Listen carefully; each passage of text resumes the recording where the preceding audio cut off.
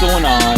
Boys and girls, Messenger here, broadcasting deep within the Earth's core, bringing you the latest and greatest in game technology. Today we are at the mega center of controversy, the guild boss in Clash of Lords 2. The Ogre has been slaughtering us left and right since he's come out 3 weeks ago. But alas, I too am probably going to get slaughtered in this video, but I'm going to try a strat that makes sense in my mind, right? Okay, it just makes sense. It should do damage, right? It should at least get me past what I've been doing, which is around 1 million. I've just been stuck at 1 million. After 1 million, I just seem to get crushed. Now, first, let's look at what this dude does and why he kills everyone that comes into his path. So the Colossal Strike, right off the bat, deals damage equal to 300% attack to nearby enemies while dealing 100% more damage to bleeding targets. That's always fun. Afterwards, one random enemy hero is targeted. Also increases damage by 100%, attack rate by 40%, and damage reduction by 90% for 6 seconds. Ouch! Alright? Divine Blade Storm deals 3,000% attack damage among all surviving enemies. Also deals... Now, why is it surviving enemies? Like, of course it's to the surviving enemies. But I digress. Also knocks away all enemies, stunning them for 3 seconds and inflicting bleeding for 20 seconds. Taking 10% attack damage per second and recovering 100% less HP. More on how to counter that piece of garbage later on. Fortitude Org clones. Every 16 seconds summons orgs equal to the number of enemy heroes currently alive. I said orgs. Let's say ogres. Each ogre's HP is equal to 30% of the enemy hero with the highest HP. Okay, so there you go. Tanks, not the greatest idea, right? Okay. Ogre's attack is equal to 30% of the enemy hero with the highest attack. Ogres continually reduce nearby enemies' damage by 30% and attack rate by 30%. More on how to counter that later. Bloodlust, stun immunity, silence immunity, taunt immunity, knock away immunity, knock back immunity. If the Ether Ogre takes 500,000 damage, it gains a Bloodlust boost, increasing its damage, attack rate, and hit rate. These boosts can't be dispelled. Ooh. All right. So let's look at the first one, Colossal Strike. How do you counter that? All right, so there's a couple ways to deal with the Colossal Strike. First off is Enchantress. Where is that lovely witch? All right, if you happen to have her Divine Fairies Ward, it dispels all negative statuses for allied heroes. Okay, done. They also can't be stunned or have their skills locked for 8 seconds. Reduces damage taken, blah, blah, blah. So right there, you can dispel all negative statuses effect. Boom, shakalaka. The second one is with the Arcane Caster, the Arcane Gaze. Now, if you look down here, I only have it at 16 at 20, but when I use her ability, there's an 80% chance of stealing random buffs from target and transferring all negative statuses to the target. All right? The stolen buffs and transferred statuses will have their durations reset. All right? So there you go. At 16 of 20, I have an 80% chance of dispelling the negative statuses and transferring them back to the guild boss. Pretty frickin' sweet! Alright, the Divine Blade Storm. This is probably the most annoying part of this boss. It's the one that knocks you back, and then you spend all your time getting right back to the boss, and then just to have your butts knocked way the heck away again, and by that time you're taking lots of damage, and you're walking all the way back to the boss. Well, there's one way to deal with this, and I cannot do it because I don't have the ability. But if you have this ability, use it. Let me show you what I'm talking about.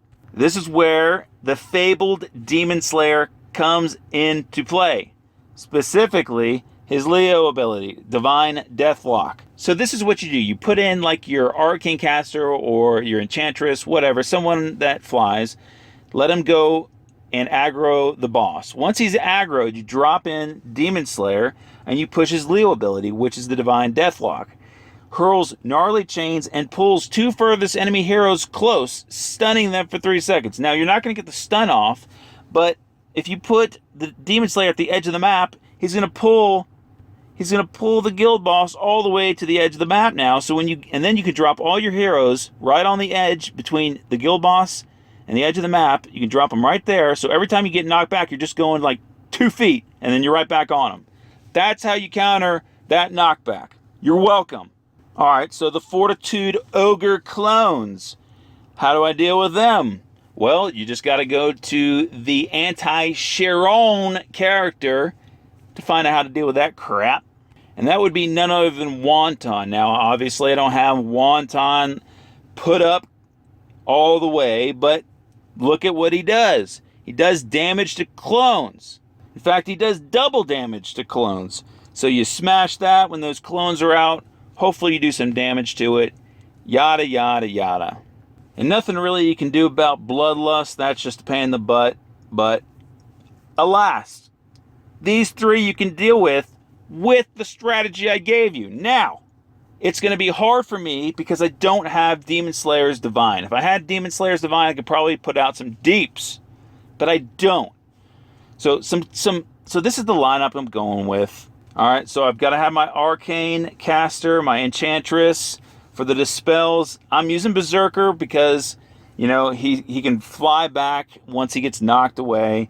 I've got my Abyss Demon here, which I'm not too fond of right now because, again, he's going to get knocked away and is spending an eternity trying to get back to the middle. Another character you could probably use is Jenny.